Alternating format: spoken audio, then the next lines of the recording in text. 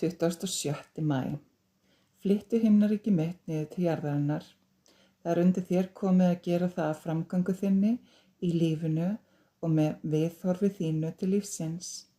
Lífið er dásamlegt en þú verður að opna augu þín, sjá dásemdir og dýrð þess. Þú verður að vera fús að sjá það góða í lífinu og einbeita þér að því. Veittu ekki athygli hinu illa, neikvæða og eyðileggjandi. Gefðu því engan lífskraft. Allt í kringum þig er undur og fegur náttúrunnar og samt getur þú lifað heilan dag án þess að taka eftir því. En hvað þú missir að miklu í lífinu með því að loka vitund þinni fyrir þessum dásemdum og neita að lyfta henni á hærra svið þar sem þú finnur samkennd með öllu lífi. Gefðu þér tíma til að nema staðar, horfa og hlusta, svo þú missir ekki af neinu og getur notið alls.